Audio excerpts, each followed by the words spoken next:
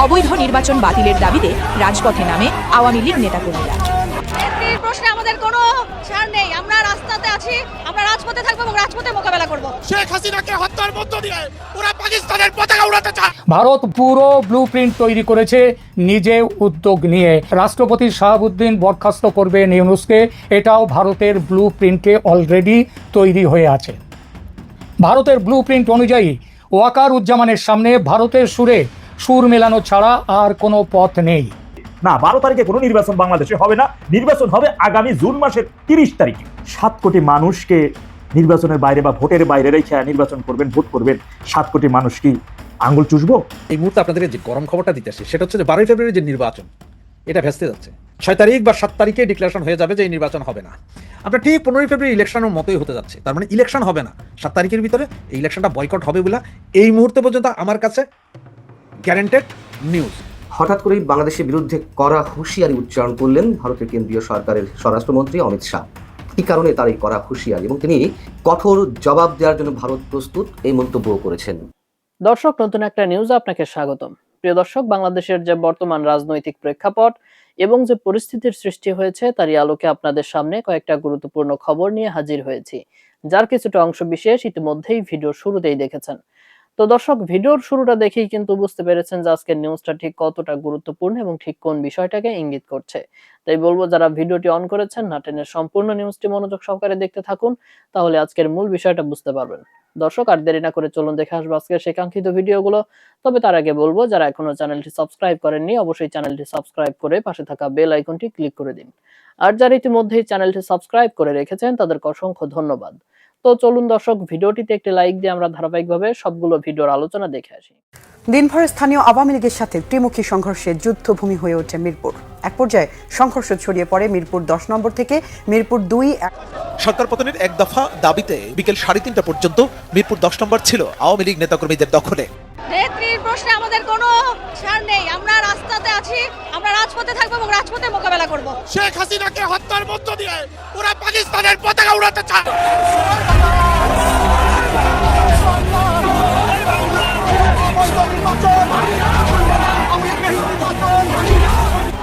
এবার আওয়ামী লীগ ও ছাত্রলীগের সামনে স্পষ্ট বার্তা: নির্বাচন বাতিল, নইলে নির্বাচনে অংশগ্রহণ। এই দাবিকে কেন্দ্র করে চরম উত্তেজনা ছড়িয়ে পড়ে। ইউনূসের অবৈধ নির্বাচন বাতিলের দাবিতে রাজপথে নামলে পুলিশ ও আওয়ামী লীগ নেতাকর্মীদের মধ্যে ত্রিমুখী সংঘর্ষে পুরো এলাকা রণক্ষেত্রে পরিণত হয়। আওয়ামী লীগকে বাদ দিয়ে নির্বাচন যতই এগিয়ে আসছে ততই নিজেদের অস্তিত্বের জানান দিতে আরও সক্রিয় হয়ে উঠছে আওয়ামী লীগ ও ছাত্রলীগের নেতাকর্মীরা। তাদের দাবি, এই লড়াই ক্ষমতার নয়, এটি আওয়ামী লীগের অস্তিত্ব রক্ষার সংগ্রাম। নেতাকর্মীরা বলেন, গুম, খুন কিংবা গ্রেপ্তারের ভয় দেখিয়ে আওয়ামী লীগকে কখনোই দমিয়ে রাখা যাবে না, কারণ আওয়ামী লীগ ফিনিক্স পাখির মতো, যত আঘাত আসবে ততই দ্বিগুণ শক্তি ও গতি নিয়ে ফিরে আসবে। এই বার্তা নিয়েই অবৈধ নির্বাচন বাতিলের দাবিতে রাজপথে নামে আওয়ামী লীগ নেতাকর্মীরা।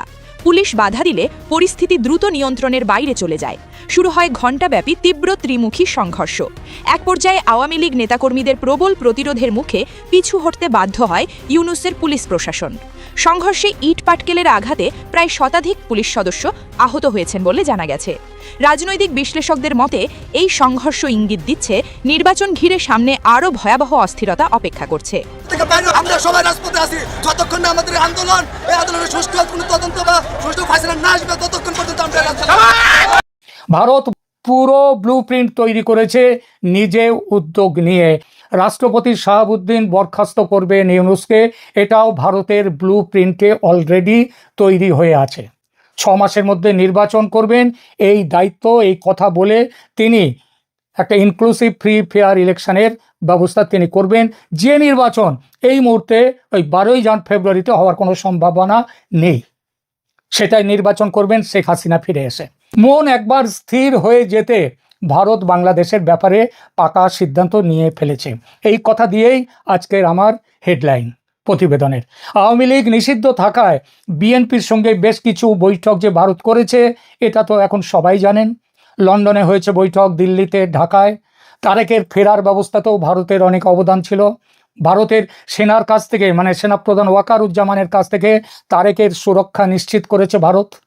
তারেককে সম্মত করিয়েছে দেশের সত্যিকার গণতান্ত্রিক ব্যবস্থা ফিরিয়ে আনার জন্য ভবিষ্যতে কি করতে হবে সেই বিষয়ে। ভারত জানে 12ই ফেব্রুয়ারি নির্বাচন হলে সেই নির্বাচনে বিএনপির বিপুল জয়ের সম্ভাবনা। একইভাবে গণভোটেও হার হতে পারে জামাত পক্ষের।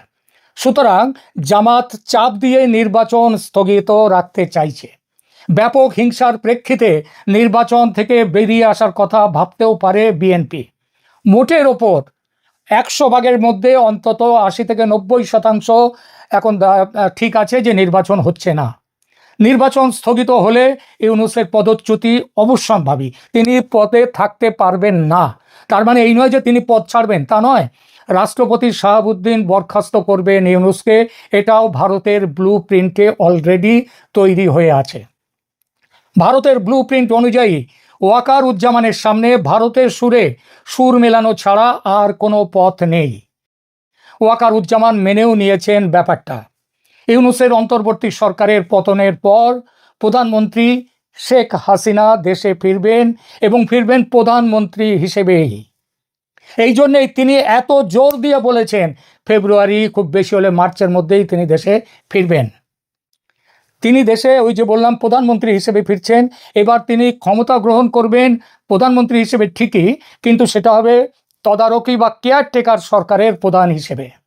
6 মাসের মধ্যে নির্বাচন করবেন, এই দায়িত্ব, এই কথা বলে তিনি একটা ইনক্লুসিভ ফ্রি ফেয়ার ইলেকশনের ব্যবস্থা তিনি করবেন।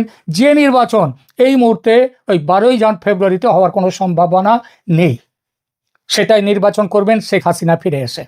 ভারত পুরো ব্লু প্রিন্ট তৈরি করেছে নিজে উদ্যোগ নিয়ে। আমেরিকাকে এই উদ্যোগের মধ্যে কোথাও রাখেননি। এই উদ্যোগের বিভিন্ন পর্যায়ে শেখ হাসিনা কথা বলে, শেখ হাসিনার সঙ্গে কথা হয়েছে ভারতের রাষ্ট্রপতি শাহাবুদ্দিন, তার সঙ্গে কথা হয়েছে জেনারেল ওয়াকার উজ্জামানের সাথে কথা হয়েছে, বিএনপির তারেক রহমানের সঙ্গে কথা হয়েছে বাংলাদেশে বেশ কিছু সেনা কর্তার সঙ্গেও। বৈদেশিক শক্তির মধ্যে রাশিয়ার সঙ্গে ইউরোপীয় ইউনিয়ন, ব্রিটেন এবং আরও কোনো দেশ যুক্ত ছিল এই আলোচনার মধ্যে। আর এই নতুন পরিস্থিতির জন্যই শেখ হাসিনা বলছেন তিনি খুব তাড়াতাড়ি দেশে ফিরবেন। আমেরিকা কি এই রাজনৈতিক ব্লু প্রিন্টের কথা জানে না? কেন জানবে না? নিশ্চয়ই জানে, কিন্তু করবেটা কি, করার কি আছে? ভারত, চীন, Russia, Brazil, south Africa, Canada, ইউরোপের সব দেশের বিরুদ্ধে আজ চলে গেছে আমেরিকা। বাঁচবে কাকে নিয়ে লড়তে যাবে? তাই হাত কামড়ানোই এখন ভবিতব্য আমেরিকার। শুরুর কথাটা আর একবার বলি শেষে, শেখ হাসিনা ফিরছেন প্রধানমন্ত্রী হিসেবে। বাংলাদেশ আবার মুক্তিযুদ্ধের বাংলাদেশে ফিরছে খুব তাড়াতাড়ি। ডেভিল ইনুসের তথাকথিত নির্বাচনের বাকি 12 দিন, ঠিক এমন সময় শোনা যাচ্ছে না 12 তারিখে কোনো নির্বাচন বাংলাদেশে হবে না, নির্বাচন হবে আগামী জুন মাসের 30 তারিখে। দেখেন, 12 দিন আগে এমন সময়, আমি যদিও সেই 2025 সালের মার্চ মাস থেকে ফেব্রুয়ারির শেষ নাগাদ থেকে অনেক ভিডিও আমার ব্যক্তিগত ফেসবুক ওয়ালে আছে, সেখানে বলে আসছি তত্ত্বাবধায়ক আপকামিং, আসতেছে তত্ত্বাবধায়ক, ডেভিল ইনুস গোয়িং, এমন অনেক ভিডিও আমি আপনাদের মাঝে দিছি। দেখুন, সরকারি কর্মচারীদের 5 বছরের শাস্তি হওয়ার সম্ভাবনা রয়েছে এবং নির্বাচন বন্ধ হতে চলছে, এটা রানিং অন দা ওয়ে আছে। সেই সাথে বিএনপিও দেউলিয়া হওয়ার পথে। ঠিক, বিএনপিও যে এর আগে বেশ কয়েকবার ডেভিল ইনুসের ফাঁদে পা দিয়েছে, কিন্তু যেহেতু তারা বারবার দিয়েছে, সুতরাং তাদেরকে সেটা যে তারা ভুল করছে না, তারা ভুল করে নাই, তারা অপরাধ করছে, তারা ক্রাইম করেছে এবং এর জন্য দেশ ধ্বংসের জন্য স্বাধীনতা বিরোধীদের সাথে এবং ডেভিল ইনুসকে নীরব সমর্থনের মাধ্যমে তারা যে অপরাধের কাঠগড়ায়ও তাদেরকে দাঁড়াতে হবে। আর এখন শেষ বাতা বাঁচতে হলে ডেভিল ইনুসকে বিদায় করে তত্ত্বাবধায়ক সরকারের অধীনে নির্বাচন অনুষ্ঠিত হওয়ার বিষয় তাদেরকেও একমত আসতে হবে, এছাড়া কোনো উপায় নেই। সংবিধান অনুযায়ী ডেভিল ইনুস সম্পূর্ণভাবে অবৈধ। সুতরাং একজন অবৈধ দখলদার সরকারের অধীনে নির্বাচনে যা আসবে, যা কিছু হবে, সবকিছু অবৈধ হিসেবে গণ্য হবে। এটাই তো ল, এটাই তো আইন, এটাই তো নিয়ম, নাকি এর বাইরে তার অন্য কোনো কিছু না। সুতরাং আমরা এতটুকু বলতে পারি, দেখুন, আন্তর্জাতিক মিডিয়া সহ তারাই বলতেছেন বিভিন্ন গোয়েন্দা সূত্রের মাধ্যমে। এখন কোন গোয়েন্দা সূত্র এত সত্তর বলা যাচ্ছে না, বা বলতে চাইতেছিও না সঙ্গত কারণে, কিন্তু খুব শীঘ্রই বলতে পারেন যে সরকারি কর্মচারীদের 5 বছরের শাস্তি কেন হবে। এই কারণে 5 বছর শাস্তি হবে, সরকারি কর্মচারীরা কখনো কোনো ভোটে কোনো নির্দিষ্ট কোনো প্রতীকে নির্দিষ্ট কোনো বিষয় ভোট দিতে হবে, সরকারি টাকা খরচা করে তারা এটা করতে পারে না। এরই মধ্যে গণভোটের জন্য হ্যাঁ ভোট দিতে হবে 124 কোটি টাকা সরকার খরচ করেছে এই প্রচারণায়। কেন? এই টাকাটা কি ওদের বাপদাদার জমি বিক্রি করে নেই অর্থ এখানে জমা দেওয়া, নাকি আমার আপনার ট্যাক্সে দেখুন আপনি তো দিবেন না ভোট? তাহলে আপনি না ভোট দিলে তারা হ্যাঁ ভোটের পক্ষে প্রচারণায় যে 124 কোটি টাকা খরচ করলো আমার আপনার ট্যাক্সের টাকাই তো, আমি তো না ভোট দেবো, তারা হ্যাঁ ভোটের পক্ষে কেন প্রচারণাগুলো? যদি হ্যাঁই তাদের বিজয় করতে হয় তাহলে তো এটা তো বলে দিলেই হয়, ভোটের দরকার কি? আপনি একদিকে আমাকে না ভোট দেওয়ার রাইট রাখতেছেন, হ্যাঁ ভোট দেওয়ার দুইটা অপশন রাখতেছেন, তাহলে আপনি না কেন রাখলেন? আপনি শুধু হ্যাঁটাই রাখতেন, শুধু হ্যাঁ এটাই বিজয় হয়ে গেছে। তা এই কারণে সরকারি কর্মচারীতে দেখেছেন ইসি মানে বর্তমান নির্বাচন কমিশন এবং সরকার একটা মুখোমুখি। সরকার বলতেছে হ্যাঁ ভোটের পক্ষে প্রচারণা চালাইতে হবে, আর ইসি বলতেছে হ্যাঁ ভোটের পক্ষে কোনো প্রচারণা চালানো যাবে না। এটাই আইন, এটাই সংবিধান। আপনাকে অবশ্যই আইন তো মানতে হবে। গায়ে জোরে অনেক কিছু হয়েছে জানেন। ডেভিল ইনুস ৭২-এর সংবিধানের উপর ভিত্তি কইরা তিনি রাষ্ট্রপতির কাছে শপথ নিয়েছেন এবং ৭২ সেই সংবিধানকে আমাদের পবিত্র সংবিধানের সমুন্নত রাখবেন এমন তো তিনি ওয়াদা করেছেন। রাষ্ট্রপতির বাসভবন থেকে ওয়াদা করে এসে বাইরে বের হইয়া অফিসের চেয়ারে বইয়েই বলে সংবিধান, আমি এই সংবিধান মানি না, ছুঁড়ে ফেলা দিতেছেন। অথচ আপনি এই সংবিধানের উপর ভিত্তি করে আপনি চেয়ারে বসছেন, এই সংবিধানের উপর ভিত্তি করে এখানে বসেই আপনি বলতেছেন এটা আমি মানি না, ফেলাই দিই। এবং তার জন্য যা কিছু পর্যন্ত একটা আইন মেনে আজ পর্যন্ত ডেভিল ইনুসের এই 17 মাসে দেখেন তো আইন মেনে শেখ হাসিনা 2 লক্ষ কোটি টাকা ঋণ রেখে গেছিল, বিনিময়ে আমরা অভূতপূর্ব উন্নয়ন পাইছি। আর 2 বছরের ব্যবধানে 24 লক্ষ কোটি টাকা, 22 লক্ষ কোটি টাকা ঋণ করছেন, বৈদেশিক ঋণ। মানে এর বিনিময়ে কি হয়েছে? কতগুলো ফকিন্নি কোটিপতি হয়েছে। ডেভিল ইনুস যেদিনই ক্ষমতায় বসার আগে আগেই নিজের নামে থাকা 666 কোটি টাকা ট্যাক্স তিনি মওকুফ করে নিলেন। সেদিন থেকেই বাংলার জনগণ যারা সচেতন জনগণ তারা বুঝতে পারছে যে না রে, আমরা একজন ডেভিলকে নিয়ে এসেছি, আমরা ডেভিলের পালায় পড়ছি। এটাই তো সত্যি কথা। আস্তে আস্তে সেই ডেভিলের মুখোশ যাকে সবার আগে তাকে চিনতে পারছিলেন সে শেখের বেটি, এছাড়া তাকে কেউ চিনতে পারেন নাই। আপনারা যারা আছেন তৃণমূলের কর্মীরা, আওয়ামী লীগের নেতা কর্মীরা, যারা যেখানে যে অবস্থাতে আছেন, মনে রাখবেন নেত্রী কিন্তু শুধু বলে নাই সর্বোচ্চভাবে প্রস্তুতি নিয়ে রাখার জন্য। কেননা নির্বাচন 30শে জুন হলে আওয়ামী লীগ সহ সকল দলের অংশগ্রহণের নির্বাচন। মনে রাখবেন স্বাধীনতা বিরোধী ওই চক্রটি, জুলাই জঙ্গির ওই চক্রটি, তারা অনেকেই এর মধ্যে পালিয়ে যেতে পারেন, যেহেতু তারা বৈদেশিক নাগরিকত্ব নিয়েছেন। নাহিদ সবেরা অনেকেই বিদেশে নাগরিকত্ব 400-500 কোটি টাকা খরচ করে তারা নাগরিকত্ব নিয়ে নিয়েছে, হয়তো অনেকে ভাইগে যাবে। কিন্তু ভাইগে যাতে যেমন না যেতে পারে। আর নির্বাচন শেষে যত সময় পর্যন্ত দল ক্ষমতায় না আসবে তত সময় পর্যন্ত এমন কিছু করা যাবে না যে দল এবং সংগঠন সম্পর্কে কোনো নেগেটিভ মেসেজ জনগণের কাছে যায়। মনে রাখবেন আওয়ামী লীগ গণমানুষের দল, আওয়ামী লীগ দেশের পাহারাদার। সুতরাং দেশের পাহারাদারকে আগে সঠিক জায়গায় স্থান তৈরি করে দিতে হবে, সিকিউরিটি গার্ডকে তার জায়গা বুঝে দিতে হবে, এরপরে সিকিউরিটি গার্ড আইন অনুযায়ী ব্যবস্থা নেবে। পরবর্তী সময় এর আগে অতি উৎসাহী হয়ে এমন কিছু করা যাবে না। জনগণের ক্ষতি হয় এমন তো কোনো কিছু করা যাবেই না। সেই জায়গাটি অবশ্যই ধরে রাখতে হবে। নিজেদের মধ্যে সুসংগঠিত যোগাযোগ বৃদ্ধি বেশি রকমের করতে হবে ভাইরা আমার। 7 কোটি মানুষকে নির্বাচনের বাইরে বা ভোটের বাইরে রেখে নির্বাচন করবেন, ভোট করবেন, 7 কোটি মানুষ কি আঙ্গুল চুষবো? নির্বাসনে থাকা শেখ হাসিনার প্রতিটি বক্তব্য ইউনূস সরকারের তীব্র প্রতিক্রিয়া একটি গভীর রাজনৈতিক সংকট আমার কাছে মনে হয় তৈরি করে ইউনূসের ক্ষেত্রে। অ্যাসোসিয়েটেড প্রেসকে দেওয়া এবং তার সাম্প্রতিক যে সাক্ষাৎকার সমূহ, দিল্লিতে প্রদত্ত ভাষণের পর বাংলাদেশ সরকারের যে উত্তেজনা এবং ক্ষোভ প্রকাশিত হয়েছে তা প্রমাণ করে যে শেখ হাসিনার কথায় এখনো কি পরিমাণ রাজনৈতিক শক্তি আছে। 5টি নির্দেশনা দিয়ে আগের একটি ভিডিওতে কথা বলেছিলাম। আজ জানাই শেখ হাসিনার নির্দেশনার প্রতিক্রিয়া বিষয়ে। ইউনূস সরকারের কম্পনের মূল কারণটি বুঝতে হলে শেখ হাসিনার কৌশলগত অবস্থানের দিকে তাকাতে হবে। তিনি যখন আন্তর্জাতিক গণমাধ্যমে বলেন অবাধ ও স্বচ্ছ ভোট না হলে বাংলাদেশে শান্তি ফিরবে না, তখন তিনি কেবল মন্তব্য করেন না, বরং আন্তর্জাতিক জনমত গঠনের চেষ্টা করেন। এই বার্তা পৌঁছে যায় যুক্তরাষ্ট্র, ইউরোপ এবং আন্তর্জাতিক সম্প্রদায়ের কাছে, যারা বাংলাদেশের নির্বাচনী প্রক্রিয়া পর্যবেক্ষণ করছেন। ইউনূস সরকার জানে এই বার্তা তাদের আন্তর্জাতিক সমর্থনের ভিত্তিকে একেবারে শেষ করে দেবে। হাসিনার দেশের জনসংখ্যার একটি উল্লেখযোগ্য অংশকে ভোট দিতে দেওয়া হচ্ছে না, এই বক্তব্য ইউনূস সরকারের গণতান্ত্রিক বৈধতার মূলে সবচেয়ে বড় আঘাত। আওয়ামী লীগকে নিষিদ্ধ করে নির্বাচন করার সিদ্ধান্তটি যে কতটা বিতর্কিত তা এই একটা বাক্যে স্পষ্ট হয়ে যায়। যে সরকার সকলের অংশগ্রহণে নির্বাচনের প্রতিশ্রুতি দিয়েছিল তাদের জন্য এই প্রশ্নটি অত্যন্ত বিব্রতকর। আরো গভীর চিন্তার বিষয় হলো হাসিনা যখন বলেন প্রতিষ্ঠানগুলিকে অবৈধ করা হচ্ছে, তখন তিনি ইউনূস সরকারের সংস্কার কর্মসূচিকে অবৈধ আখ্যা দেন। অন্তর্বর্তী সরকার যে পুলিশ, প্রশাসন, বিচার বিভাগ এবং অন্যান্য রাষ্ট্রীয় প্রতিষ্ঠানে ব্যাপক পরিবর্তন এনেছে সেগুলোকে তিনি অবৈধকরণ বলে অভিহিত করছেন। এই অভিযোগ যদি জনমনে গেঁথে যায় তাহলে সরকারের বৈধতা প্রশ্নের মুখে পড়বে এবং পড়েছে। দিল্লিতে হাসিনার ভাষণের পর বাংলাদেশ সরকারের যে ক্ষোভ প্রকাশিত হয় তা দুর্বলতা। আসলে বিদেশ মন্ত্রকের বা পররাষ্ট্র মন্ত্রণালয়ের বিবৃতিতে যখন বলা হয় হাসিনার ভাষণ বাংলাদেশের গণতান্ত্রিক পথে ফেরার চেষ্টাকে বিপন্ন করবে, তখন মানুষ হাসে আর প্রশ্ন তোলে, যদি তাদের অবস্থান দৃঢ় হতো তাহলে একজন নির্বাসিত নেতার কথায় এত উত্তেজিত হওয়ার কি আছে? তার মানে শেখ হাসিনার কথার তো মূল্য আছে সারা পৃথিবীতে, এটাই তারা জানে এবং বোঝে। এই কারণেই তাদের ভয়ে থরে হরিকম্প অবস্থা। ইউনূস সরকারের আসল সমস্যা হলো তারা হাসিনার রাজনৈতিক প্রভাব নিয়ন্ত্রণ করতে পারছে না। প্রত্যার্পণ চুক্তির আওতায় তাকে ফিরিয়ে আনার দাবি জানিয়ে তারা কূটনৈতিক চাপ সৃষ্টির চেষ্টা করছে, কিন্তু ভারতের অবস্থান স্পষ্ট, তারা হাসিনাকে নিরাপদ আশ্রয় দিয়ে রাখবেন। এই পরিস্থিতিতে হাসিনা নিরাপদ দূরত্বে থেকে বাংলাদেশের রাজনীতিতে প্রভাব বিস্তার করার সুযোগ পাচ্ছেন, এই সুযোগ ইউনূসই দিচ্ছে। কারণ ইউনূস যেসব কাজ গত 17 মাস ধরে করেছে তা বাংলাদেশের রাজনীতিকে একেবারে এমন জায়গায় নিয়ে এসে পৌঁছেছে যে শেখ হাসিনা নয়, মানে আমার মতো নগণ্য ইউটিউবারের বক্তব্য এই সরকারকে ভীত করে তোলে, এবং সে কারণে তারা বারবার আমাদের ভিডিওগুলো রিচ কমিয়ে দেয়। হাসিনার 5টি পদক্ষেপের দাবি ইউনূস সরকারের জন্য আরো বড় মাথা ব্যথা।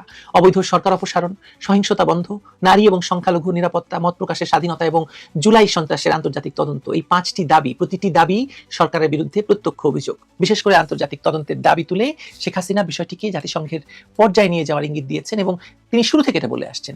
সবচেয়ে কৌশলী দিকটি হলো শেখ হাসিনা নিজের অতীতের ভুল স্বীকার করেছেন। আমি স্বীকার করছি আদর্শ পরিস্থিতি থেকে অনেক দূরে ছিল সেই সব নির্বাচন, তিনি বলেছেন এই কথা। মানে তার আমলে যেসব নির্বাচন হয়েছে সেই সব নির্বাচনের কথা তিনি বলেছেন যে আদর্শ নির্বাচন হয়নি, কিন্তু সেই নির্বাচনে তো কাউকে সরকারি আদেশ বলে বাইরে রাখা হয়নি।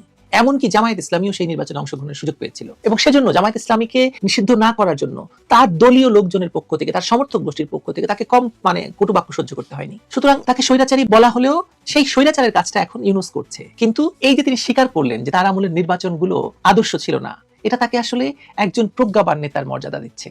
তিনি দেখাচ্ছেন যে ভুল স্বীকারের সাহস তার আছে। এর বিপরীতে ইউনূস সরকার কোনো ভুল স্বীকার করতে পারেনি, বরং সারাক্ষণ নিজেদের আত্মরক্ষার জন্য তারা সবকিছু করে যাচ্ছে, মিথ্যাচারের শেষ নাই।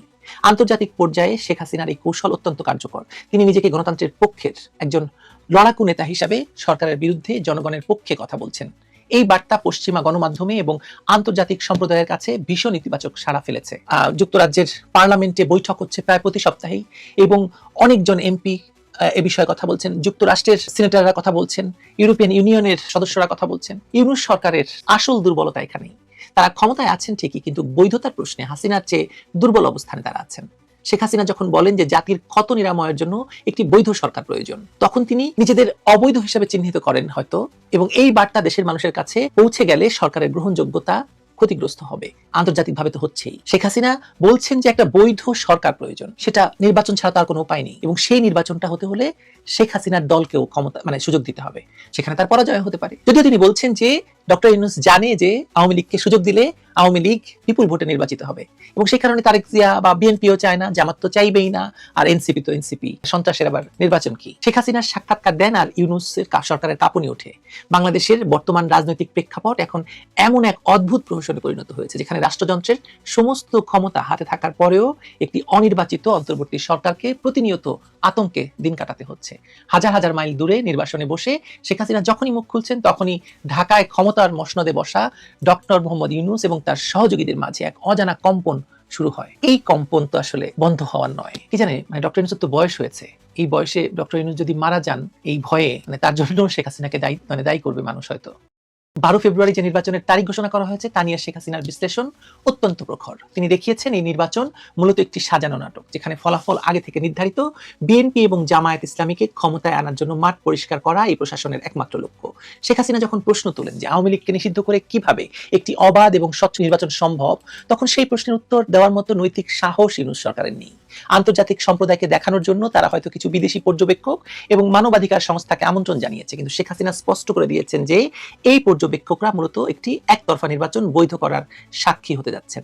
12,70,00,000 ভোটারের ভোটাধিকার হরণ করে লক্ষ লক্ষ মানুষকে রাজনৈতিক প্রক্রিয়ার বাইরে রেখে যে নির্বাচন হচ্ছে, তা বাংলাদেশের ইতিহাসের এক কালো অধ্যায় হিসেবে চিহ্নিত হবে। পররাষ্ট্র মন্ত্রণালয়ের প্রতিক্রিয়া দেখলে আপনার মনে হবে যে তারা যেন চোরের মন পুলিশ অবস্থায় ভুগছে। শেখ হাসিনা ভারতে বসে কথা বলছেন, এটি নিয়ে তাদের ক্ষোভ এবং বিস্ময়ের শেষ নেই। যে সরকার দাবি করে তারা গণ অভ্যুত্থানের মাধ্যমে ক্ষমতায় এসেছে এবং তাদের পেছনে জনসমর্থন রয়েছে, তারা কেন একজন নির্বাসিত নেত্রীর কয়েক মিনিটের বক্তব্যে বিচলিত হয় বলুন তো? কারণ তারা জানে তাদের পায়ের নিচে মাটি নেই। তাদের শক্তি জনগণ নয়, বরং বেশি শক্তি মিডিয়া প্রোপাগান্ডা এবং কিছু বিদেশি প্রভুর আশীর্বাদ। শেখ হাসিনা যখনই কথা বলেন, তখনই এই কৃত্রিম শক্তির বেলুনটি ফুস করে ফুটো হয়ে যায়। প্রিয় দর্শক, আমি আশা করছি সবগুলো ভিডিওই আপনি মনোযোগ সহকারে দেখেছেন। সেই সাথে দর্শক, এই ভিডিওগুলো সম্পর্কিত যদি কোনো তথ্য বা মতামত থাকে, তাহলে তো অবশ্যই কমেন্ট করে জানিয়ে দিন। এতক্ষণ সাথে থাকার জন্য ধন্যবাদ। নিউজটি শেষ করছি এখানেই, ফিরছে আগামী ভিডিওতে নতুন কোনো টপিক নিয়ে। আল্লাহ হাফেজ।